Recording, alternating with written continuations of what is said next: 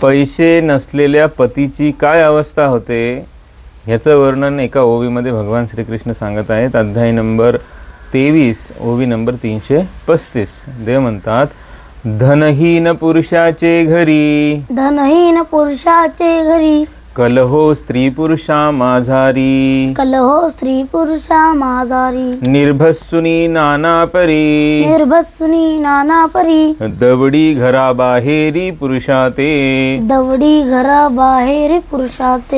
ज्या पतीकडे पैसा नसतो त्याच्या घरी नेहमी पती पत्नींचं भांडण होतं.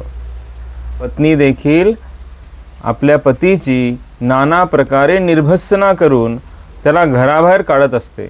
अशी अवस्था पतिराजाची होत असते. म्हणून पैसा किती वाईट आहे आणि पैशाची किती आवड स्त्रीला असते हे या ओवीवरून समजतंय. देवानी याचं सुंदर वर्णन या ठिकाणी केलेलं आहे. निर्धन पती हा स्त्रीला ओझ्यासारखा जड वाटत असतो. निर्धन पतीच्या तोंडावर त्याची पत्नी नेहमी निंदा करीत असते. परंतु पती हा जर धनवान असेल तर भाकरीचा तुकडा पाहिला की कुत्री जशी शेपूट हलवून कुकू करत असते तशी स्त्री ही धनवान पतीची अनेक प्रकारे आर्जवे करीत असते. परंतु त्याच्याजवळचा पैसा संपला की त्याच्या अंगावर दात ओठ काढून ती धावत असते. पत्नी म्हणते, मला आता तुमचं बोलणं आवडत नाही. रागाने ती चडफडून उठून जाते.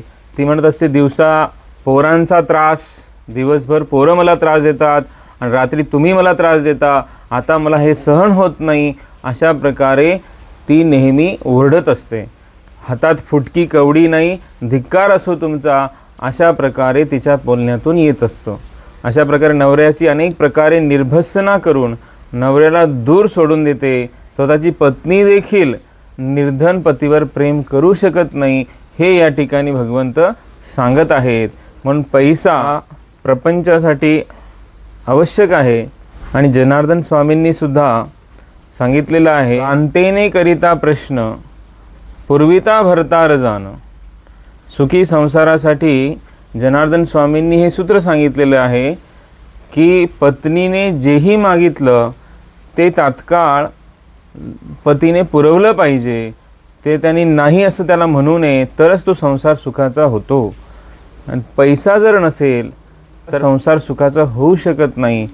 म्हणून सुखी संसारामध्ये पतिराजाने ज्याही गोष्टी पत्नीला आवश्यक असतात त्या घरातल्या सर्व गोष्टी तिला पुरवल्या पाहिजे आणि ते वेळेवर पुरवले पाहिजे.